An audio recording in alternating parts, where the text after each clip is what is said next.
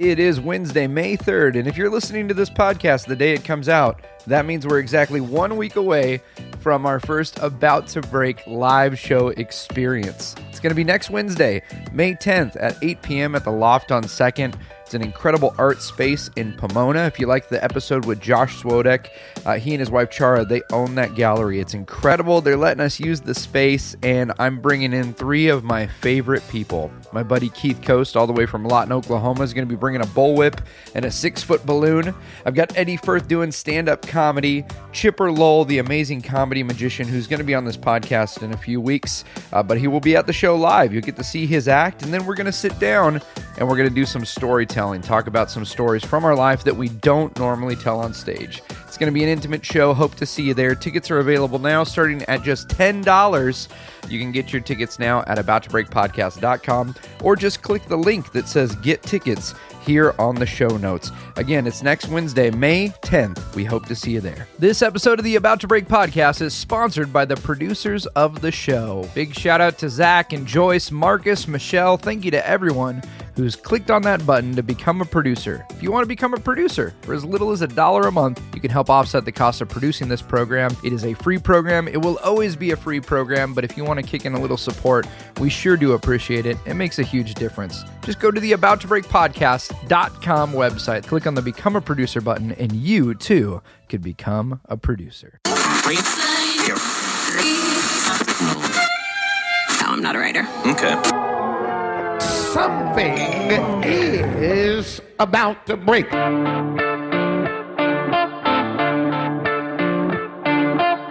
Listening to episode 21 of the About to Break podcast, and this week on the show I have my friend Jason McNichols. Jason's an incredible actor, hilarious improv comedian. Jason spent years at Second City in Los Angeles, performing shows nearly every single night. In this episode we talk about everything from auditioning to the challenges of living in Los Angeles, knowing when it's time to move away, and just some great advice on how to cope with life in the midst of a challenging industry. Another thing I love about Jason is his day job, is he works as an actor for Disney. Just brings smiles to so many people's faces every day. I know he's going to bring a smile to your face. Sit back, relax, and enjoy the incredible Jason McNichols, folks. Well, hey guys, welcome to About to Break. I'm your host, Taylor, and we are sitting in my living room right now with a longtime buddy, Jason McNichols. Say hello, Jason. Hello. Oh, you sound good on the mic.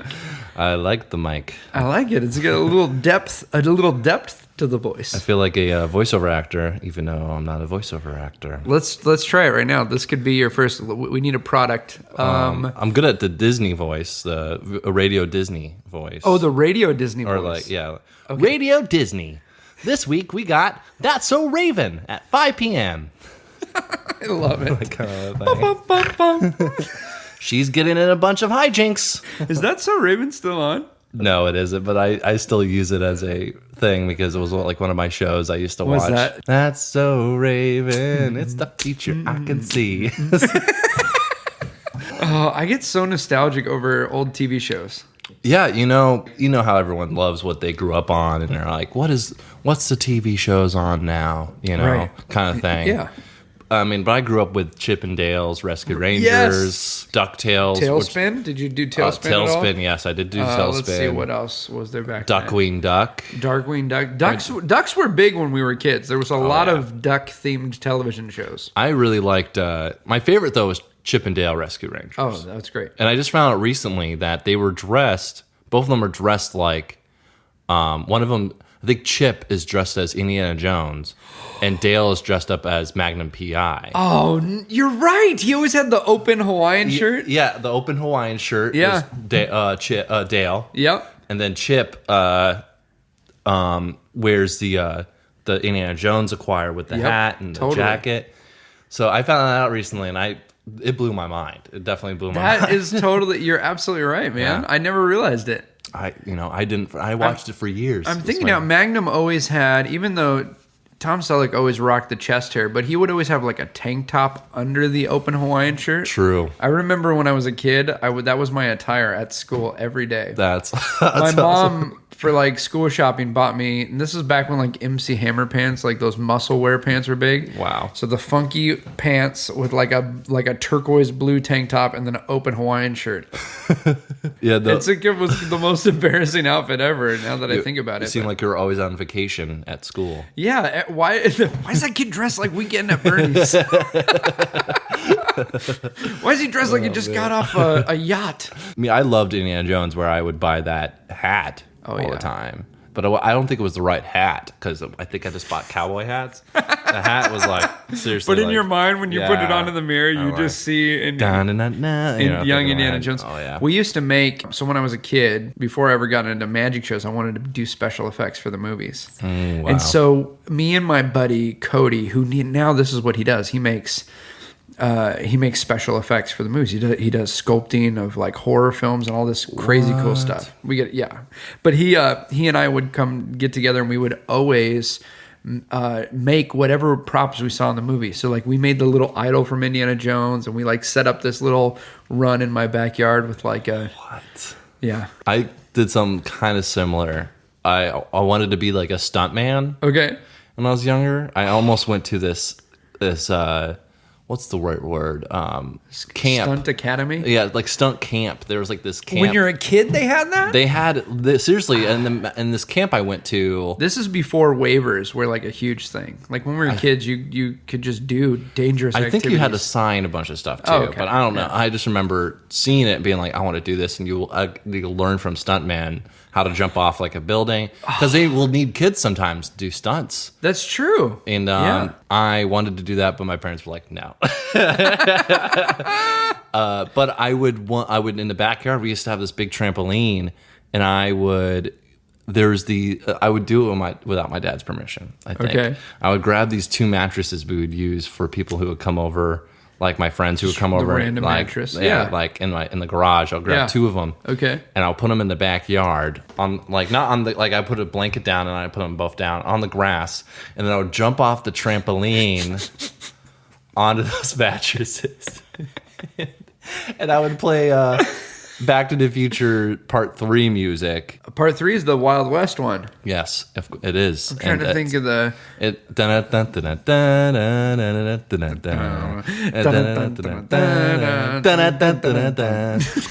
it had like this whole... I just felt like I was doing a Wild West stunt show. Yeah. Because I remember Knott's Berry Farm used to do them all the time. They did, yeah. I think they're starting to do it again, but... Man, every time I would love seeing it at Knott's Berry Farm, and that's what made me like kind of go like, I want to do this. Yeah.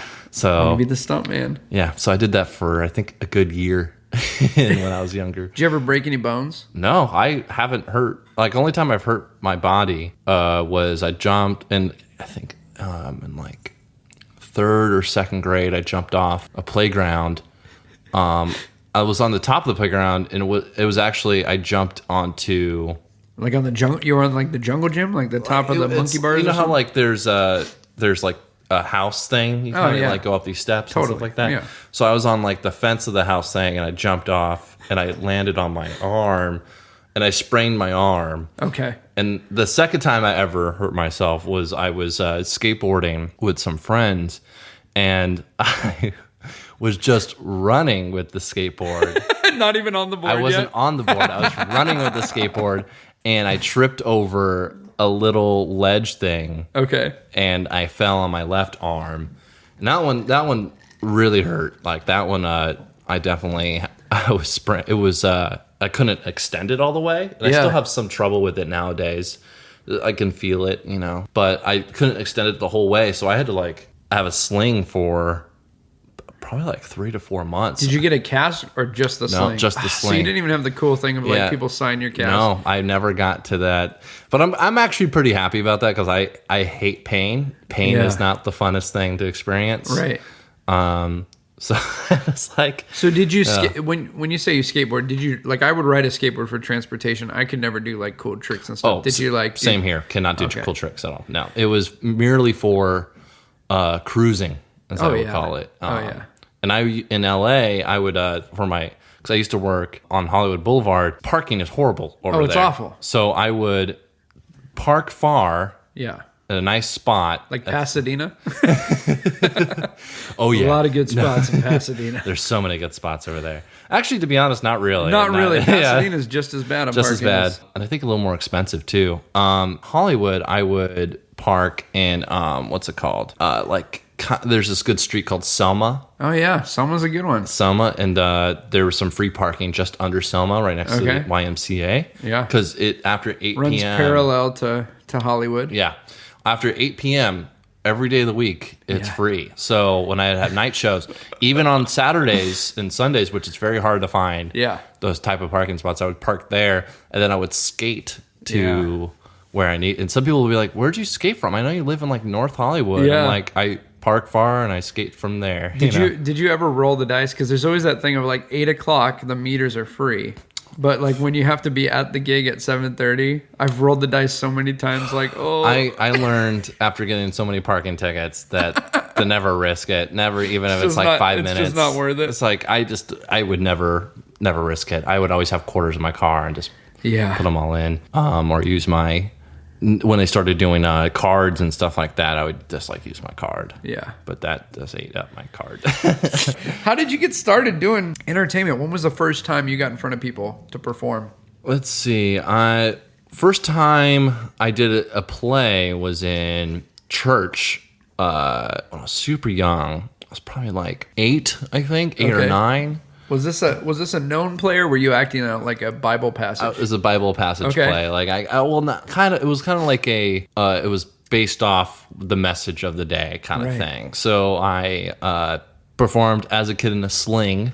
Okay. And at the end, this the guy who is portraying like Jesus, healed me, and I would extend my arm and like be like, miracle. Thanks so much, kind of thing. So that was my first ever play. Yeah. But I have always wanted to do it ever since I saw bringing Back to the Future Part 3. That's always been a thing dear in my heart. It was like the first movie I ever really watched when I was young. And I was like, I'd ask my dad, I was like, what is... Did you see it before you saw the first 2? Yeah. Oh, wow. Okay. So I was like, what is this? What is this magic? What's going on here? Yeah. And my dad explained to me actors and like, oh, they're acting and this is a movie. And ever since then I started performing in front of my parents, like wearing cowboy outfits, singing like all these songs, just performing in the living room from my parents. Yeah. So that was my first play. Do you remember what outfit you had in the play? Was it one of those classic like... It was Hawaiian shirt, orange Hawaiian shirt, and cargo shorts. So you kind of look like Chip from Rescue Rangers. Yeah, right. You're going full Magnum PI for Magnum the church PI. play. First show was a Magnum PI impersonator. That's a pretty progressive church play, because usually they have everyone's wearing like the old bed sheets sewn into like a dress. Yeah. How do we know that's what they dressed like? There's no pictures. There's in the no Bible. Pictures of that. The Bible is a lot like the Cheesecake Factory menu. Like it's just loaded with words and there's no pictures.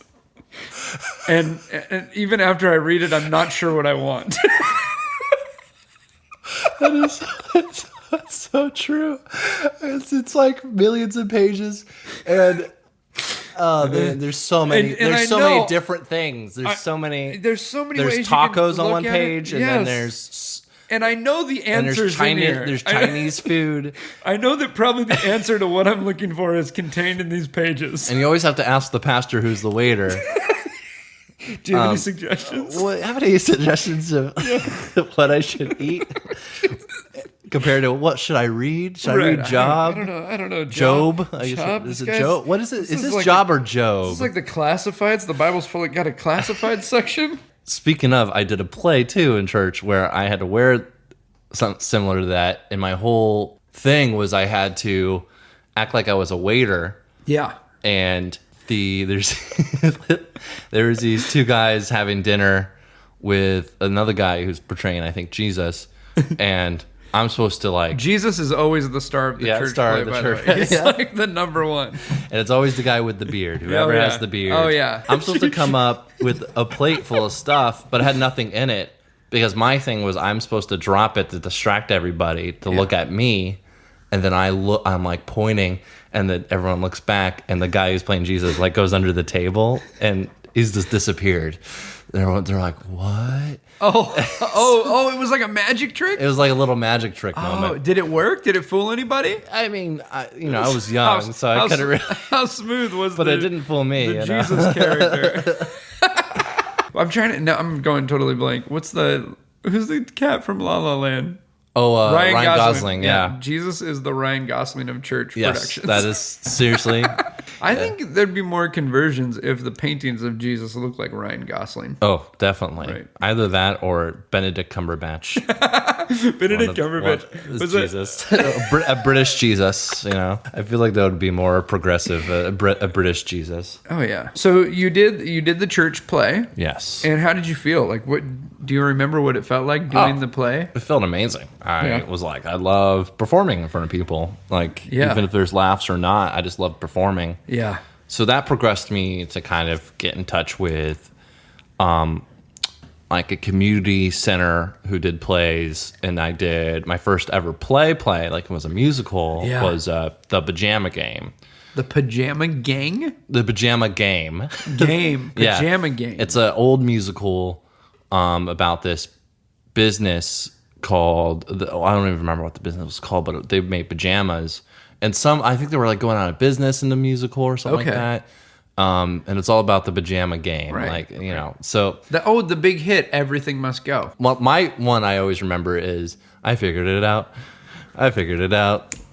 With the pencil and the pen, I figured it out. And it's like all about this, they figuring out money and stuff like that. Yeah. So that's what I was in. I was a little kid and I was like, I had to buy pajamas and everyone's like dancing in pajamas and stuff. And so that progressed me to do more musicals with them as like ensemble. I was casted in ensemble, which is like, you're in a corps, right? The choir or whatever it is. And it's not just the production, but now there's like a lot of community in it. You're making friends, and these are people that you're every day seeing. And and that made me, I did like Music Man, and then I did like Princess and the Pea. Oh yeah. And it was like my first time I had lines in Princess and the Pea. It was like I was a character and I had lines. Oh wow. And I was so excited to be able to perform in front of a whole crowd. But I did mess up one night, and I was saying lines, and it had to be timed right, where I had to say lines, and then all of a sudden the person has to sing at one point. Okay. So I messed up the timing,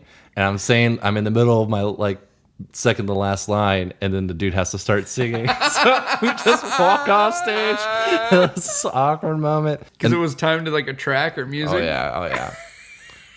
And then in Music Man, I had to do stunts in Music Man. I was this is the dream. This is what this your was like, original first I was love. ready for this. What part were you playing? Were you ensemble? I was still ensemble. Yeah. I was also like in the dance crew of that one. Like, I was in the elite dance one or something like that. Oh, cool. But I had to fall off a ladder, and people had to catch me. Yeah. Oh, that's cool. And then one was like a dude. I had to go walk behind a dude, and the dude has to jump and do a splits up in the air. And I would go under him while he's doing that, and like do like a, hey, I just went under this dude kind of move pose. And so I did that, and I don't know what happened after that. It was like, I think my parents one day surprised me with telling me that I was going to start doing extra work for TV shows and movies. Like central casting or something like that? They signed you up for that? Okay. Yeah, so they signed me up for that, and I stopped doing plays. Okay. And started just doing extra work. Had you already started music at this point? Because I know that you played music and drums and all that. I think so. I was doing drums. I was playing drums, but I wasn't in any bands or anything like that. Yeah. I just was this was at like 11 or 12 is when I started doing extra work. Do you remember the first show you did extra work? Yeah. What was it? I was in a movie called The Hot Chick with Rob Schneider. Yes. And I got to meet Rob Schneider, and my parents told me he's on Saturday Night Live, and I was like, what? Like he was on it, So I got to meet him. Super nice. Really nice to me. That's so cool. Got to take a picture with me. And our scene got cut, but I didn't care. You see my hair in the deleted scenes. Nice. That's all you see. Your hair made it in the deleted scenes. Oh yeah. And then I did I was an extra on Cellular, which was Chris Evans' first movie, Captain America. Yeah. Now, which he was like almost a no one. Yeah. So I was extra work in that. And I remember I was always persistent on set. I would always go to where they were filming and just kind of watch. And I remember the director looked at me from like, because I was pretty close. He's like, come over here. And I got to like sit on his lap and watch him work with the camera on a scene. And that was a big memorable moment. I always remember that because there was like over 200 kids on that set that day. Oh, wow. Because it was like a school scene and it was a bunch of exterior shots and stuff like that. And so there's like a scene where he's supposed to find this kid and then all these kids come out and he's like, which one's the kid? And they wanted to cast a bunch of kids who look like him too. And I was blonde and I had the same hair as him. And so are you getting pulled out of school to do this stuff? Or? Well, they have the rules, which is you do 3 hours of schoolwork on set. On set. Yeah. So we had to do 3 hours of schoolwork and there was a teacher there who had to, make sure we're doing it and then sign us off on it. So every time I would be on set under the age of, 18, I would have to do 3 hours of schoolwork. Okay. So that was a lot of fun. But it was stressful because I hated doing schoolwork. These were like 1 day shoots or a couple day shoots? Yeah, or? 1 day shoots most of the time. So you're in school but not at school. Like it's weird. It's like here's your teacher and now spend 3 hours doing what she says. And sometimes you would get done with it early and she's like, all right, you have to read this book for like 40 minutes. And I'm like, don't you love how teachers? Oh my gosh. Teachers gotta meet a quota. I was like, dang it. It's like a copyright ticket. It's like, I guess I got to write 5 more before I can go to lunch. Yeah, I kept on doing extra work for years. I did a lot of commercials. So like I was in a McDonald's commercial once. I was in a Disneyland commercial. And this was fun. They closed down the park at like 8 or 9. Yeah. And we get there at 9 and we had to start. They were like setting up shop and everything. And our break room where we were like hanging out and stuff. Yeah. Is where Buzz Lightyear is now, because it used to be what's it called, like a Make America. It was like the great. It wasn't Make America Great. That's not the Trump thing. No. They had, for those of you not from Los Angeles, we used to have a shrine to Donald Trump before his quote came out.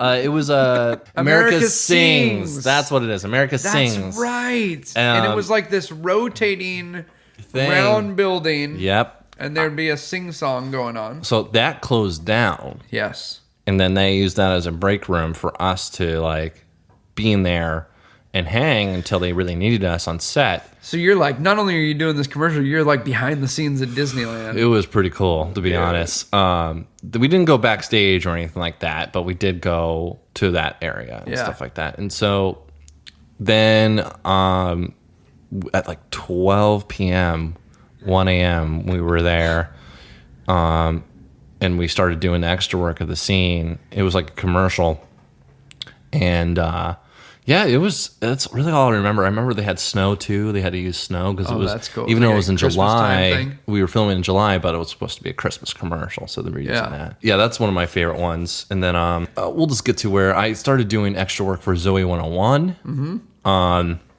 I did it for 1 episode, and I was like a featured extra. And that means you have lines, or that means you're like you're featured, really. You're like leaning no up, lines, leaning up against the locker. You're visible in the shot. You're visible in the shot. Yeah. It was like it's either when they only have like 3 extras in a scene or something like that. Okay. So I'm visibly in the scene. And are you learning like the system at this point of how it all works? Yeah. There's like if you say something, then it changes like everything, right? Yeah. A set is really like a roller coaster. Like it starts, you do it, and you have to do it again. Yeah. So you kind of try to do the same thing. Yeah. Again, unless you're really told to do something different. But I remember the director wanted me to do like this snort laugh, so I started doing this snort laugh, and the director really loved it, and it was so I kept on doing it and doing it. He laughed, he loved it. They wanted, and so much so that you look at it now, and it's like you hear my snort laugh and stuff. We're like playing 3D chess. I'm like supposed to be a geek, Yeah. This is when I had big hair, I had big curly hair, and I had braces. So this is when I started like really gaining my first look for what I was going towards and everything. Yeah. And I think that got me my SAG card. Was that thing? I was able to buy into SAG. I got my last SAG voucher, and I finally became SAG. Because the whole SAG thing, it's like it's like a weird thing, right? If you're on a SAG shoot but not SAG, it's like taxes, to be honest, because I still don't understand it. It's like a Cheesecake Factory. Yeah. So I was definitely, like you're supposed to get like 3 SAG vouchers. Yeah. And then you're able to buy into SAG or something like that. So it's my 3rd SAG voucher, so I was able to buy into SAG, and that's when I started looking for an agent. Yeah. And I found an agent, and they wanted me to start doing auditions. And I met this acting teacher who taught me really, decide where you want to go. Like you can't be an extra and also audition. You can't do both, because it just kind of it shows the casting agents and stuff like that you're kind of you'll go around, like you don't care. Oh yeah. So you kind of have to hold yourself own and pick one. So you used extra work to get to SAG level, and then after that you kind of got to cut that off. And that was a big moment, because it went from, because extra work you would just get called and go to set. It went from going to set like 3 times, 2 times a week, to not going to set at all and just going to auditions 2 times a week, and really not working on set at all. So it was definitely a moment, because my first audition ever, I auditioned for this commercial. I think it was State Farm commercial. And I went to the audition, and I got a call back. So I went to the callback the next day, and then I got on a veil, which a veil means, are you available for these certain dates? Hold these dates. Hold these dates. We might need you. Yeah, that's exactly what a veil is. And then I got released from a veil. So it was that was a moment I was like, wow, this is a lot. It's a lot of stress, to be honest. Yeah. But I was still excited to be able to be considered for a commercial. So yeah. And then from that point on, I barely got anything for about a year and a half. And still going to auditions regularly. Yep. Auditions, callbacks, avails for a year and a half. And every audition's different, and you don't really know what they want, right? I mean, like it's definitely a thing where you walk in and you kind of go in your mind like this is what they want me to do. This is what they want me to do, and you do it, and then I kind of got in this rhythm of what's the word? Like kind of wanting to please whoever you're in the room for. Yeah. And it would help. It would make me get callbacks, I think, most of the time. My callback rate was really well. And to be honest, I think it was more because of my look than anything.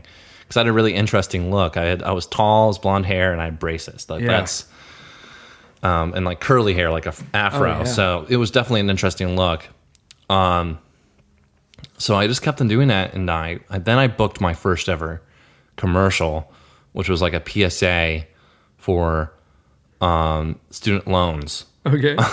And it was set in this forest, and I'm the son of this family on this road trip, and this dad gets out of the car and finds this park ranger. He's like, "Hey, can you help me here?" And the park ranger's like, "Yeah, what do you need to know?" Like you're thinking that's going to be about something about the forest, or like, like where should we hike and all that stuff. But he says, "I'm really just trying to figure out what should I do for my student loans for my kids here." And then they point the camera at me and the daughter, and we're just like we're supposed to look bored and really. And I remember this audition. The audition was like, it was a day where I had 3 auditions. So you're and my mom was driving me around everywhere, across town, like Santa Monica to LA, back to Santa Monica kind of day. It was like, a lot of traffic, a lot of in the car. Yeah. So my 3rd audition, they were like, "Oh, so we need you to act like you've been on a road trip all day and you'd act bored." And I was like, "I've been doing this for 4 hours already." All right. So I just acted bored. And I got a call back and then booked it. And that was this commercial at PSA. And that was really great, too. It was definitely, booking stuff really helps you remember why you're doing it in the first place, why you're going to all these auditions and why you're not booking stuff, that kind of thing. When you finally book it, it all makes sense then. It's like, okay, this is why I'm doing it. It is this roller coaster of like, you're going, nothing's happening, nothing. I'm about to quit, and then you get something, and you're like, okay, I can go another 6 months. No, you're so right. Like about quitting is like a thing you do on a daily basis in this town. You just can't tell anyone. Yeah, you just can't tell anyone you quit. Like, quit every day. Just don't. And most big names are like the ones that I've heard, like Nicolas Cage said, like, I went to my last audition and it was this movie and I booked it. And then, then your career starts, kind of thing. And I always have that in the back of my brain. And but when I was younger, I would never quit. I knew I was like, I'm not quitting from this ever. I know it takes like a good 7 to 10 years to finally put in the time. And I was only on my like second year. Yeah. So then I booked this this TV show called The Winner, which was Seth MacFarlane's first ever live action sitcom. Okay. I didn't get to meet him, sadly, but it was cool working on set that day because it was a live studio on Itsville, and it was like I think it was in the same stage on the Sony lot. No, I might be wrong. I think it's Paramount. Sorry, Paramount lot where they filmed Friends. Oh, wow. And so I was on that same stage as they filmed Friends. I think so. I might be wrong, but it was definitely on the same lot as Friends. Yeah. And that was a cool day because we did the scene, and then after we're done, like we were done with the scene, and they were like, "Oh, we're gonna actually." If you want to see the first episode of this show, because it's like a pilot plus 6 episodes, we're going to need you to come. We're going to go watch it in like this little theater we have on the lot. So we watched the first episode in this small theater. Yeah. It's like, this is where they watch the dailies of stuff all the time. Oh, yeah. So that was really cool. But yeah, the booking stuff really helps you kind of remember why. Why you're doing it. You're on all these long car rides.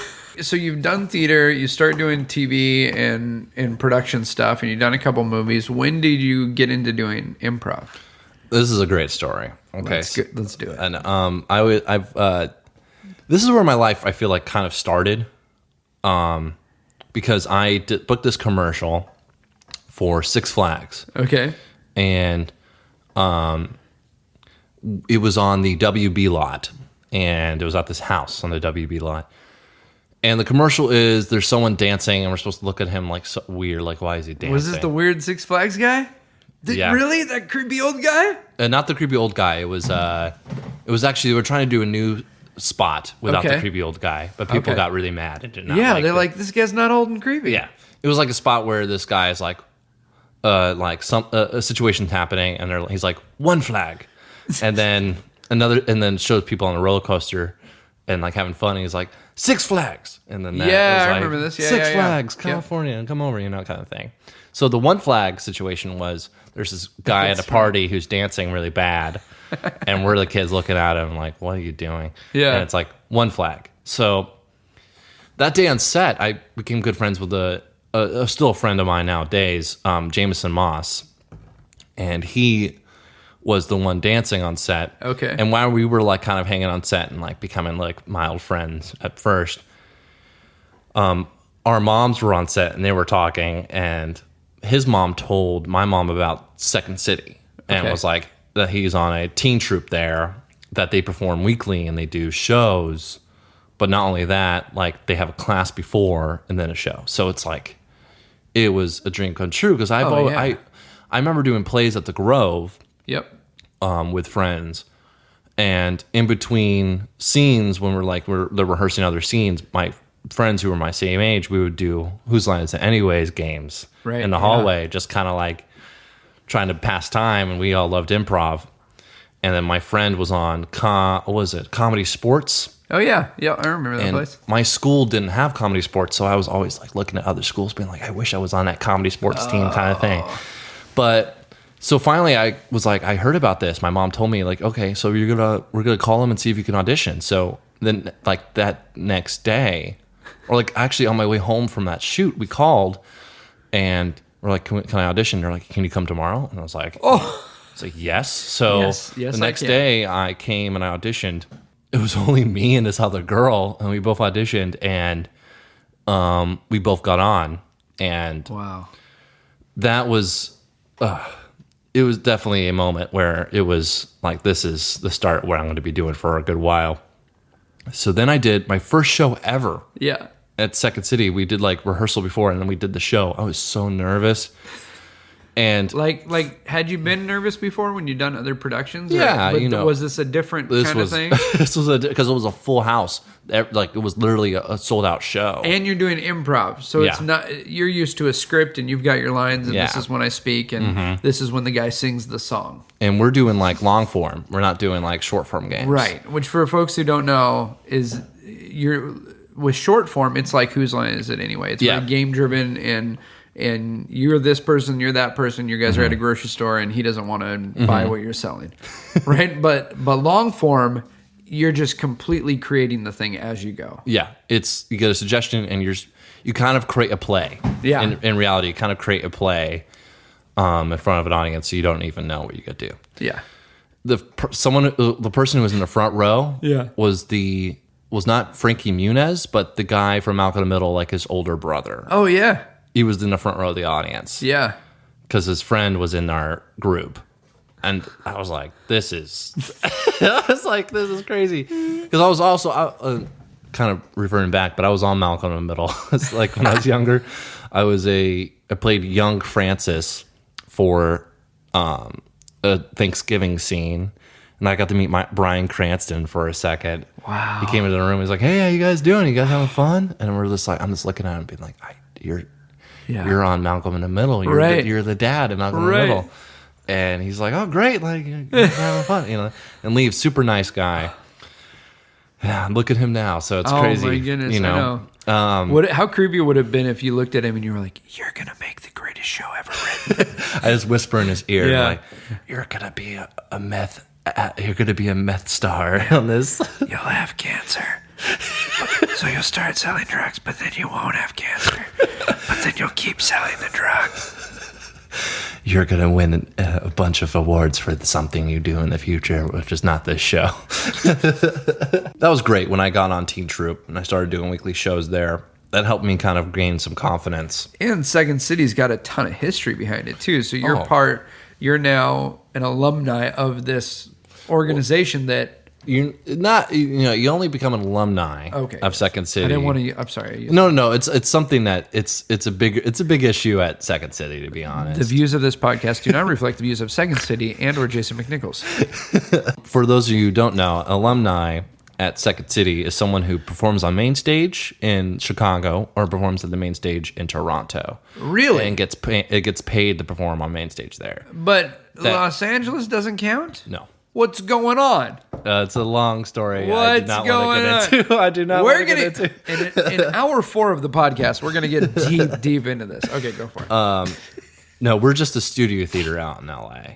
But that's a whole other story. Yeah, so Second City, I did that. And I just did shows there until I was like 17, where I couldn't do Teen Troop anymore.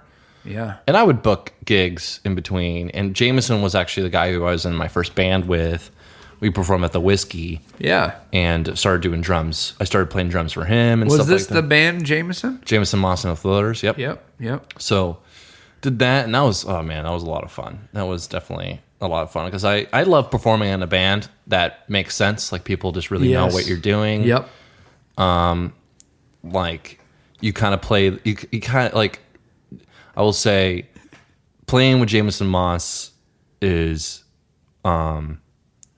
like, he's the guitarist every drummer should and want to play with, because he kind of improvises in his guitar, Yep. And, there's certain musicians, I feel like I consider myself kind of in this boat too, but Jameson's got it where it's on a whole nother level because it's guitar, and guitar is like a lot different than drums. Right. Because you can go up in front of everybody and play a guitar. Oh, yeah. Just by yourself. By yourself. And Drummer, you can't do that. not really. Unless you're like on the promenade, Yeah. But I feel like I will say on the side, I might start doing that though. Oh, that's cool. Because I saw someone do it once. Yeah. And I was like, oh, you can do that. And it kind of made me go, oh, okay. So I started kind of thinking in that. But I think that's for like, I'm kind of going to start rehearsing on my own and practicing and stuff like that. And get to that mode. Because I don't want to go in front of an audience when I'm not ready, Right. But Jameson, what I'm saying is that he can really play and exert his heart through his guitar. That is a huge thing, and man. like that, you can feel his pain. Yeah. And yeah. I was just talking with my cousin's a musician. I was just talking with him about this because Miles Davis is the guy who said, he's like, anybody can play. Anybody can play a song, and he's like, 20% of it's playing, 80% of it is the, edited version, the attitude of the guy playing it, I cannot agree with you more. That's why I love playing drums Yeah. with musicians like that, because it makes you get in that mode too. Totally. And I remember one time Jameson and I were in Vegas. His family lives out there. I used to go out there for New Year's, and we woke up, and it was like 9 a.m., 10 a.m. in the morning, and we woke up and we're like, well, let's go jam downstairs. I'm like, okay. Yeah. So we both just like, This was New Year's, you said? it was like around New Year's, like a few days before. Okay. And we just started jamming and playing. And it was just like one of those moments in my life I always remember, because we played for like a good straight half an hour, I think. Yeah. And it just was improvised playing, Yeah, yeah. And it's just like when you play with someone who kind of knows your moves and you know Yeah. their moves, Yep. makes a lot of sense. So yeah, I miss playing with him. It's been a while since we've like gotten together and really played. But he's been really busy and I've been really busy, so it's kind of just been like, Yeah. all right, we'll get back to this when it's time. It'll be a reunion. Yeah. Then I auditioned to be in like the conservatory program at Second City, and I auditioned at 17, and they really only accept people who are 18. Okay. And one of my friends who was on the troupe too, he auditioned and didn't get in, sadly. Wow. So I was afraid. I was like, I don't know if I'm going to get in. Because he didn't get in, he would have to do a few classes before he could. And then he can have to audition again. Yeah. So I auditioned, and they just let me through. And I remember my audition. I feel like I did a move that was really good in front of them, where someone kept on saying no to me. Yeah. Which is like kills an improv scene. But I made those no's into yeses, where I would like kind of yes their no's. And it sounds different. It sounds weird. But yeah, the person I was in the scene with was like, I said, you haven't been paying the bills. Yeah. And she said, no, I haven't. You've been paying the bills. And I was like, oh, yeah. You just took it. And they laughed and loved that. And I feel like that got me in, was like someone who you can perform with someone who can say no. Yeah, really well, that's a big thing. Yes. How do you handle the... When I auditioned for the Magic Castle, wow, which, you perform in front of these guys and they're going to tell you whether you're going to get in. And they introduced me, and I walked through the curtain, and I had a deck of cards in my hand that was outside of the box. And as I come through the curtain, the cards just fell everywhere. And I just improvised a bunch of jokes about it as I'm taking time to pick up all these cards and just joking with them, like, wow, this is embarrassing, isn't this? Can you believe this? This guy's not getting in. And I just kind of made fun of myself. And then afterward, they told me, they're like, your magic was good, but that's why we let you in, that you could handle that kind of situation. Shows that you're, And that comes a long way, because there's some people who break in those moments, who just freeze, That's awesome, though. Magic Castle must be so much fun performing at. It's fun, man. Yeah. We gotta go hang there. I would love to. You audition, you make it in, you're in the conservatory. So I did conservatory. I went, and that's a great program, because you really, you become friends with these people. There's like 7 or 9 people. And you do improv, and then like around improv 3, or like around conservatory 3, right, you start writing scenes, based off stuff you kind of done before. And then you just like, you start learning how to write sketches and how to produce a sketch show and how to make like beginning, middle, end sketch show. And that's when we came up with the show called Nostradamus, which was the pun against, because at Second City is very big on puns and with the names of the show. Right. So Nostradamus was based off Nostradamus, because we did the year in like 2010 when everyone's like, the world's gonna end. In like 2012, they're like, world's gonna end in 2012, And so in 2010, we did the show Nostradamus, and we started performing, and our director was Frank Coyote, who was on Mad TV. Yeah. Great, not only just a great guy, but great director. He really knew how to make a scene that didn't sound right to everyone else in the group, and be like, let's do this and like put this on it, and then it'll work. What I like to compare is that we had a good cake. Yeah. He was really good at putting icing on it. Yeah, that's cool. So that's really cool. Our other director too, before that moment too, was Dan Bacadol, who he's now like he's killing it. To be honest, he's in all these movies now. He was on the show called Legit, which was a great show with what's that? Jim, Australian. He's a comedian, stand-up comedian. Jim Jeffries. Jim Jeffries. Yeah. It was a Jim Jeffries show, and he was on that for a few years, and that was great. And he was in The Heat, that movie with Sandra Bullock and stuff. Yeah. He was like the bad guy in that. So yeah, he was our first director, and then we moved over to Frank Coyote, and both those guys really helped morph this show into what it was. And we had sold out shows for 7 weeks straight. Sold out shows, and everyone loved it. And we got to a point where we submitted to Toronto Sketch Fest, and we were able to go. And usually you only do one show there. Yeah, we did 2. Wow. They allowed us to do 2, and we did one on Friday and Saturday night. And that was those were the nights. Like big times. Yeah, man. That's like. They don't do that for no. most people. So that's when we knew our stuff was good, because we performed in front of people we didn't know and got huge laughs. Yeah. And that was a lot of fun, being a LA group going to Toronto. Right. Man, what a time. That was a fun time. That was like at the end of like 2010. Yeah, from there, after I graduated and we kind of did that, I like started doing like other sketch groups and stuff on and off. And I would book stuff on and off, for years. Yeah, and then I kind of like, wasn't booking much stuff for a while. I got my braces off, and that kind of did not help. Isn't that weird, man? You talk about how much of it might have been the look, but I bet a lot of times they've got this picture in their mind, and if that person walks in the room, they're probably going to book it. Yeah, my Six Flags commercial. Yeah. This is what happened. I walked in, I danced for them, because everyone had to dance. Yeah. And while I was walking out, the director looked at me and said, "Hey, smile for me." And I smiled. Yeah. And he's like, "How long do you have those braces on for?" And I was like, "Another year." I was like, "All right, cool." Wow. And I booked it. So crazy. And I had this one audition too where I was paired with it was like a commercial where this guy's on an airplane, and he's like this beautiful model guy. Yeah. And he's talking to this girl, and they're both hitting it off. And the girl drops the pen. It's Virgin Airlines or something like that. Yeah. Girl drops the pen, and he's like, "Oh, let me get that for you." He turns on the light. Yeah. And gets down to grab it, and then once the light is on, it's me. And so for the audition, they had all these good-looking guys in one room, in one side of the room, and all these geeks that look like them on the other side of the room. And you're like, "Oh, I'm in this category." Yeah. And it was so funny. I forgot what the name was for our character, but it was similar to like geek version or something like that. So Geek Virgin. Yeah. Geek Virgin sounds like an improv troupe. Yeah. Geek Virgin, everyone. Yeah, Geek Virgin. So for the audition, they had all of us. This was for the callback, actually. They had all of us paired with the guy we looked like, and they have to like kind of look at us both and be like, do they look like each other and stuff like that. And the guy I was paired with was 3 hours late.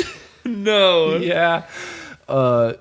So that just comes to show that even if you're 3 hours late to audition, if you're right for the part, you'll book it. And we both did. So I mean, I'm not saying be late to auditions, because I think that ruined a lot of my auditions. I did too, because I was very late to a bunch of auditions. You bring up a couple things there, because I feel like one of the things that I think makes you able to be good at auditioning is to not take yourself so seriously. Like, there's got to be a little bit of self-deprecation. To have someone stare at you and go, "You don't look like this," or "You don't look like that," you kind of got to be able to take that. The same thing goes with improv. Like, you have to be able to just go out there and do whatever you feel like needs to be done, and not be so conscious of self that you hold back. Do you feel like those were beneficial to each other, the improv and the... Yeah, the more auditions I went on, the less I cared about if I book it or not. Like, I'll go into a room, unless it was something big. Like, I had a callback once for Heroes, and I was like, I didn't get it because it was a show I liked. Yeah. And I was like, I want this, Yeah. But yeah, like, the less you care, Yeah. the more it comes back on you, to be honest.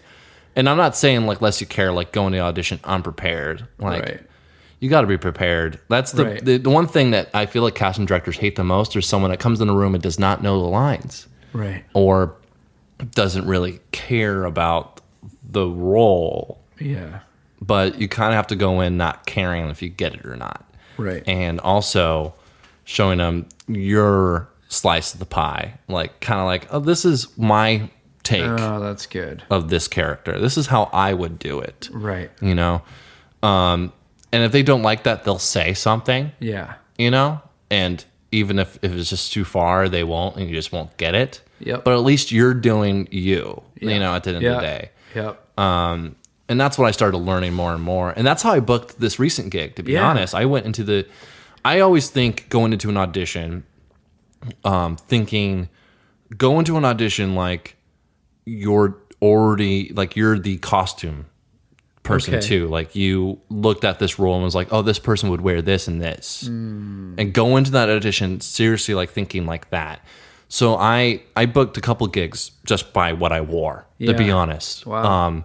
I was in this movie called Visions, and I was a meth head.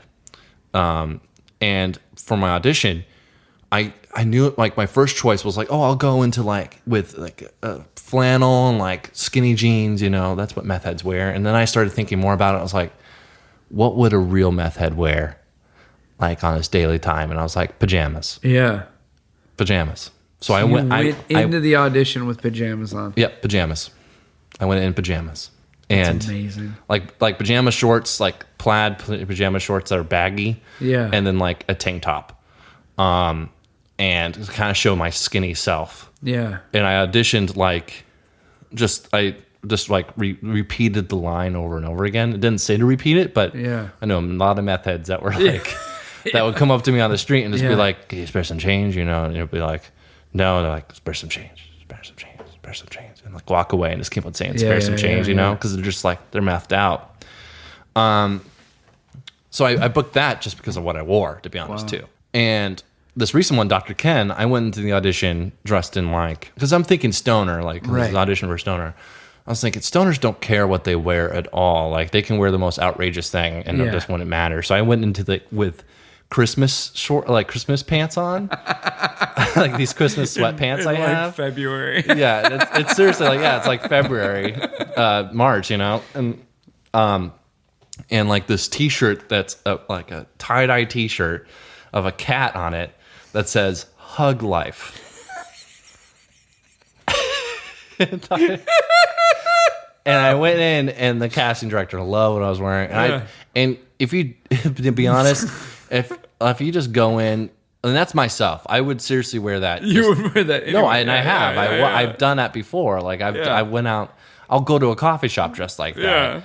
But I was like, you kind of. Here's the thing that I fall under with auditions before I started thinking kind of more consciously. I would go to the audition thinking what they would want me to wear. Like, this character needs this, and then I started really thinking, like, you really need to go representing yourself and what you would want to wear, and like if I was casting this, how would I have them dressed? The more you start thinking for yourself, the better outcome it will happen. That's good. And it'll be more fulfilling because you'll book it and be like, I did that because of what I was thinking. It was because what you wanted and not just because you were trying to please it. That's great, man. Yeah. I did Dr. Ken, which that was a lot of fun. That's wild. And it was crazy being playing a stoner after being a stoner for so many years. I told him on the set that I've been method for 5 years. I'm like, not anymore. I quit because it just became too much. Yeah. And now I'm like 5 months without pot, which is great. I will say being addicted to something and not knowing you're addicted you're still kind of in the back of your brain. You're thinking about like, oh, I'm addicted to this kind of thing. You know, for a lot of years, Like I just wanted. in denial about it, or Yeah, definitely. Like I would, it's funny. Like I would want to quit for years, and I did for a few times. Like I did for like 3 months, you know, and then it would just like find its way back to me. yeah. Well, and we talked about this, you and I at lunch earlier, but some people have all different reactions to different types of drugs or alcohol or things like that. And so someone might be listening and go, well, like, you know, weed helps me. And it really might. Yeah. But I feel like people shouldn't deny that pot isn't addictive, because there are some people who smoke all day. Right.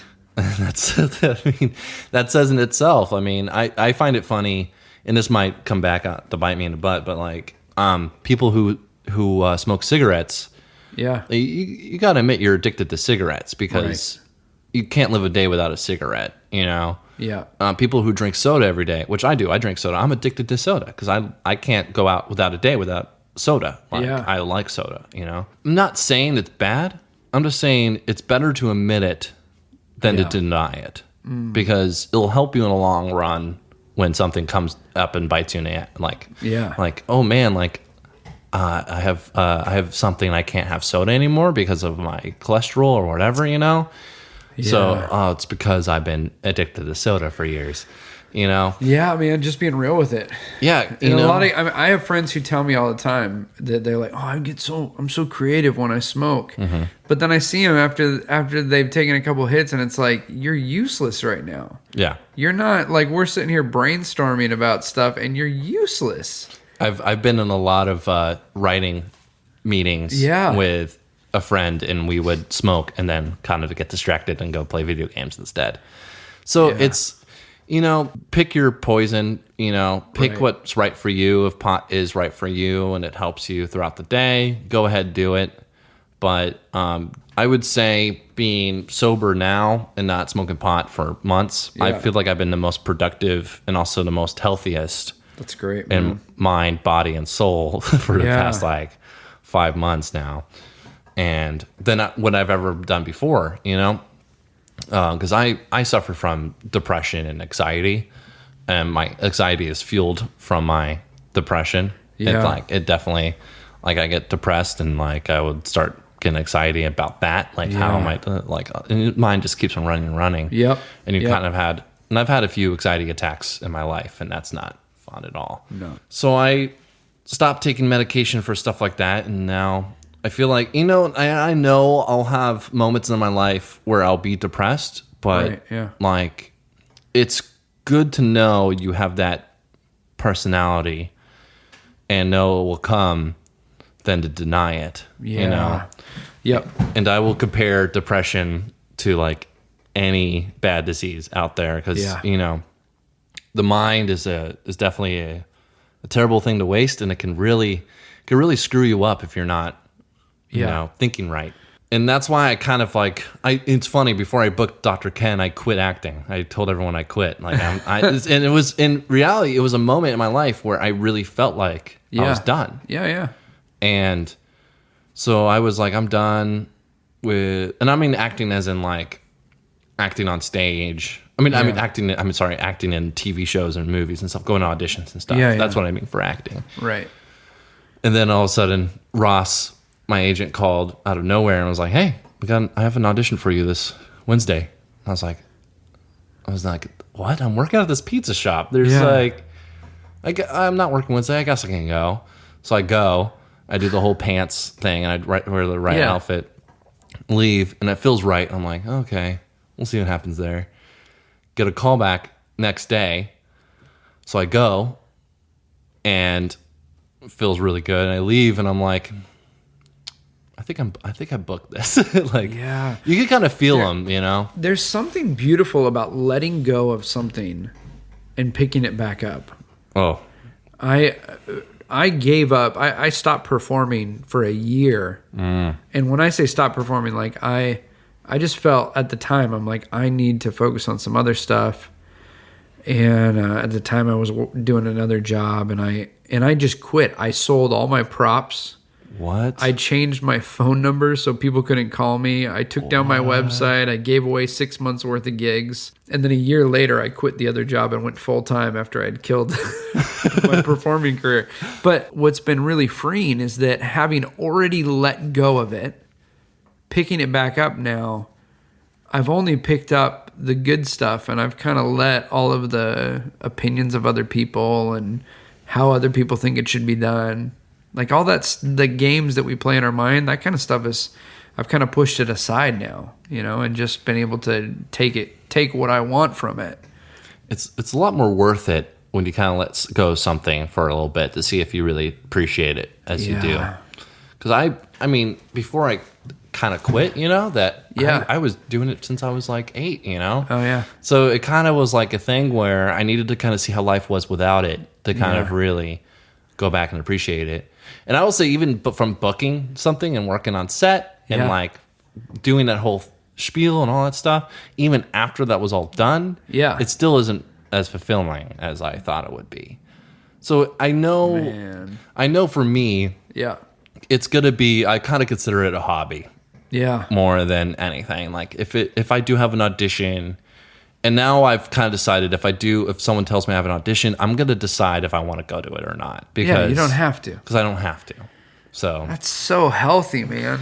It's the Jim Carrey thing. It's the I wish everybody could be rich and famous, so they find out that that's not what it's about. I can't agree with you more, because people and I would be around Second City and I would book a gig, I would book a movie, I'll be on Netflix or something like that, and they'll come up to me and be like, "Oh my gosh, you're in this," and like, "Oh, this stuff, that's awesome," and like, but they don't understand the side of it that I see, which is you do something and you don't hear about it for like a year, and then it comes out and you're still not working, and people come up to you and like, recognize you or whatever, and it's still kind of a weird thing, because even when you book stuff, you're still not happy. Right. At the end of the day, you're still not happy. And so people think that, and I see a lot of friends of mine who are just focused and like kind of, I feel like, suffer through depression because they're not in the place they want to be. But I will say, like, you really need to find your own happiness. In what if your happiness is auditioning and you have a healthy life doing that, then that's awesome. That's great. You found what you wanted to do. But I feel like almost 90% of the people in Hollywood are not like that at all. No. And even people that book that actually are on TV shows and like go on talk shows and talk about it, like they're off time. One of the challenges for creative people is that the creativity is what drives us. So it's great when you're in the process of creating something, or you've started a new project and you're working on it and you're making it into this thing. But there's two challenges. That one is when that thing ends, you have zero outlet for creativity. You know what I mean? Which is why I started this podcast. So that, when I have 3 weeks that I'm busy, show, and then 2 weeks with nothing, I don't lose my mind. But the challenge is when the thing ends and you cannot do the thing that you are. Like, you are a creative, but you cannot create. Do you know what I mean? Oh, it sucks. Like what you're saying is someone books a gig that's on a show. They're on a show for 7, 8, 9, 10 years, and all of a sudden they're depressed again. It's because they're not creative anymore. Now they've created the thing and they're just going and playing the role. Oh yeah. And it's stressful. And it's also stressful, and I'm not going to lie about this. It's stressful because I deal a lot with jealousy. Like seeing a friend of mine book something and like something. You want to be happy for them. It's like, man, I wish I was in your shoes. I wish I was able. It's like envy, You're counting the mailbox money they're going to make from that role. It's like it's a little bit stressful, to be honest, to see that happen. But I've learned now to kind of just appreciate your own path and stuff. But I'm not gonna lie, I still go through stages of that where it's hard for me to watch something that someone's been in, but just strictly because, like, I could be doing that. Right. I'm not gonna lie, people. I feel like a lot of people are a little two-faced in Hollywood, and are like, congratulations. And like, they have that eye of like, Yeah. I wish I was in your shoes, kind of thing. And it goes the same way for me. Like I say, oh, that's awesome. And deep down, I'm like, I wish I was doing what you're doing. So, I know people struggle with it, and I struggle with it myself. So it's definitely a hard town to be in. That's why I moved out, because everyone's like that. It's like almost, it's hard to find people that aren't. It's I said earlier, it's a pressure cooker. And you could drive right now down to Hollywood. Drive right now, pick any one of 10 coffee shops that people hang out.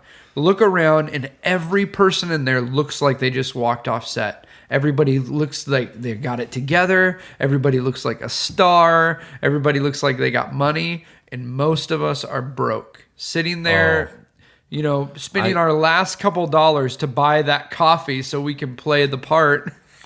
I won't say who, but someone in my life was impressed with what I do.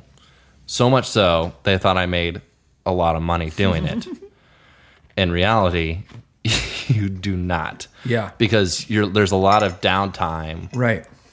That's why people are like confused of like, why do you make so much money for doing one gig? Well, you make the money and you live off that money until your next one. So that's why that's why we make the money we do. It's because there's times where they kind of know in the back of their head, you may not have this gig forever. Yeah. It's a bunch of ups and downs, especially in LA. And that's why I moved to, and I'll always kind of be in a town outside of it because I just can't deal with that stress anymore, because it's everywhere. To be honest, it's like you're buying coffee from someone who's in the same path as you, and who may go do that thing you want to do, and then you won't see him at the coffee shop anymore. Like La La Land is so perfect with that. Oh man. Because it literally is a circle. Like the person who's selling you coffee at the beginning of the movie is going to buy that coffee about 3 years later from someone who's in the same shoes, and it's really a circle. We watched that movie. My wife did not like it because it was not a happy love story ending. But that's what LA is. But I watched that and I was like, this is so true to what life in LA is like, which is one of the reasons. I mean, the main reason is because we wanted a real neighborhood and we wanted to be able to afford to buy a place. Mm-hmm. But we live, and this when I hit you up the other day, and I'm like, you live one city over. Yeah. I mean, we're here in Upland, you're in Rancho, and it's like... Yeah. But there is something special about having a home and being able to just drive 45 minutes and go to LA and work and then come back home. It's definitely a attitude changer, because I worked in 2 different jobs within a year of each other. Yeah. And the attitude of the people that live out here are a lot more appreciative of what they're doing as a job. That's true. Because in LA, everyone hates their job. If they're not in the industry, it's like I worked one day. Nothing matters. I worked one day at a job where the girl who was working was out till 3 a.m., 4 a.m. the night before, and was hungover, and I had to work by myself for about 5 hours while she's in the back corner sleeping. And if I really needed her, she would come out. And she told me straight up front, and I was cool with this because I loved working. So she was like, to be honest, you're going to have to talk to everybody today. And I was like, okay. And that never happened out over here, to be honest. I worked, and if someone went on to Binger, they would come the next day and they'll just be, tired and stuff, but they won't really show it. You know? It is different, man. What's one more thing that you've learned in handling kind of the ups and downs side of things? Because I will say this. Okay. If you really want to find, if your dream is to be on set and to be doing movies, there's a few tips I give. There's one, which is if you really want to just be an actor. Yeah. Go to acting class. Yep. But go to acting class that's too hard. That's too hard for you. Okay, like more advanced than... Yeah, seriously, go to acting class where you leave that acting class feeling horrible. Okay. You have to feel horrible at the end. You can't feel like you learned something, to be honest. Because that's the point. It's go to acting class that, is really hard on you, and but leave knowing you like kind of learn technical stuff, like how to theory, you go to an acting class that has a camera, by the way, has a camera that shoots you and that you can see what you're doing. Yeah. And they're showing you what they're doing. Okay. There's an acting class I like to suggest, which is reel to reel. It's really hard. It's not for most people, but it's worth it. Okay. And along with the acting class, do improv. Yeah. Because that helps with your confidence and your positivity. Make that your positivity part. Like, don't go to an improv class that kind of they're really focused on they're really, really focused on producing the greatest show of all time. No, go to one that like is fun and you're laughing the whole time. Oh yeah. And where the atmosphere and the community is really fun. Yep. Go to an improv school or like something like that. Yeah. There's like 5 out in LA. There's more growing. Yep. There's one called Nerdist that's like really growing now. Yeah, they just started up the school, like a year and a half ago, something? And it's still growing. And I feel like that Nerdist and Pack Theater, if you're able to go to those two, go check those out because those are ones that are very good right now. Yeah.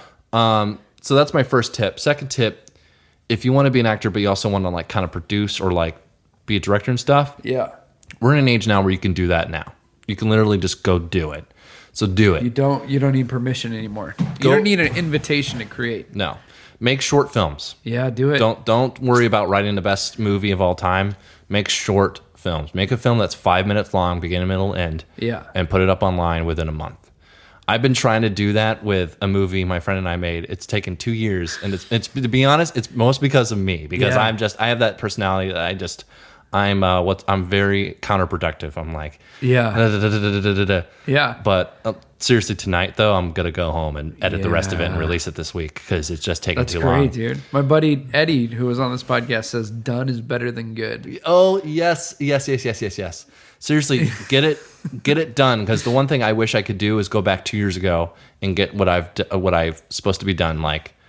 I'm gonna get done tonight. That is like that it should have been done 2 years ago. Oh, that's awesome. So make short films. Yeah. Make short films until someone and to be honest, if you make enough short films, someone will see it. Yep. Someone will find it. Yep. Submit it to festivals or whatever, but someone will find it and they'll get you in the system. Yeah. And the system is like directing commercials first or directing this. Yep. And then once you're directing commercials, then you get into like, directing one episode of a TV show. Yeah. And then, now I can direct my movie. Because you look at the IMDb, look at the IMDb of every director you're a fan of. Yeah. What are their first few projects? What are their first 5 projects? Oh yeah, most of them are like short films or things like not most of the time. You're not Damien Chazelle who directed La La Land, who directed one short film and then did Whiplash within a year. You know that it happens to the best of us, but like most of the time, you really got to work hard to get to where those directors are today. Yep. And at 30 or 40 years old, 50 years old, then you can really do what you really love to do. Yeah. So that's my second tip, and the third tip is be happy. Find whatever makes you happy, because it's you may think that someone else's dream is yours, but it may not. So really focus on what makes you happy. And improv really helped me with that because improv is sort of, I compare improv to meditation. Yeah. Because you go do an improv show and you're really not thinking about anything else except for the moment in that show. If you struggle with being present, if being somewhere and always thinking about something else you got to do, or being in a moment and you're thinking about what 10 other things running through your mind, do improv because you have no option but to just shut it all off and go. There's a quote that's said in the movie "Don't Think Twice" by Mike Birbiglia. And he talks about Del Close quote. It's very famous. I'm going to misquote it horribly, but I'm going to try to get the gist of it. Yeah. But it's improv is being on an airplane that explodes in the air, and everyone on the plane putting the airplane back together while it's falling. That's improv. Yeah. That's the best improv. And if you ever see Don't Think Twice, I'm not going to spoil, but the best shows I've ever been in are the ones that like where you see the realest stuff that's happening in your life at that moment on that stage, and you're performing it. So yeah, go to acting class, improv, perform, write, do, and be happy, man. That's the three. Because so many people think, when I get this, I'll be happy. No. And that is not how it works. No, it is not. You ask anybody who's had any level of success, and if you're chasing that's not the happy, man. You got to find the happy right now. Because if you don't have it now, you're not going to have it then. No. And it will hit you hard too when you do. And I will say, like, get training now, because one day you may accidentally book something big and not have the right training, and it will suck. It will suck because people will expect the most from you. Yeah. And you won't be able to do the most. So you got to know how to dance when you get there. Yeah. Right? Don't focus all your time trying to get to the dance. Yeah, because this will probably be the last thing I say, but like, I can't tell you enough how many times I've auditioned, finally get a call back, finally get a veil, and then book it. Yeah. But that's not the end of it. You have to go on set, and you have to do well on set. Like, you can't. They'll rewrite it right then. You rewrite you right out of the scene. There's a lot of stuff I've been in that no one has ever seen, just because of my performance on set. So really focus on, and also focus is not the end if it does happen that way, because the next gig will happen and it'll be fun. Jason, that's so good. I can't think of a better way to end it than on that, man. Do the work and be happy. Yeah, no, seriously, it will make sense when you start doing it more and more and more and more and more. It will make sense to you, and then your happiness will just be. Jerry Seinfeld said, like, almost everything we do in life is torture. So find the torture that's fun for you. I love it. So I love that quote, because because doing work at the end of the day is torture, but find the torture that's fun for you. Thank you, man. No worries. This has been so much fun and enlightening for my life. So I appreciate it, dude. It's therapy for me. We're putting on our first ever About to Break podcast live experience. We're going to have performances by Chipper Lowell, incredible comedy magician who grew up in the circus. We're going to have my buddy Keith Coast bringing a bullwhip and a giant 6-foot balloon. And my other friend Eddie Firth, who you guys have heard on the podcast, is going to be doing stand-up comedy. Then we're all going to sit down and tell stories from our life that we've never told on stage before. It's going to be a really big show in a very intimate venue with just a few folks. We hope to see you guys there. Tickets are really limited. Wednesday, May 10th at the Loft on 2nd in Pomona. Click the link right now. Reserve your tickets. We'll see you guys there.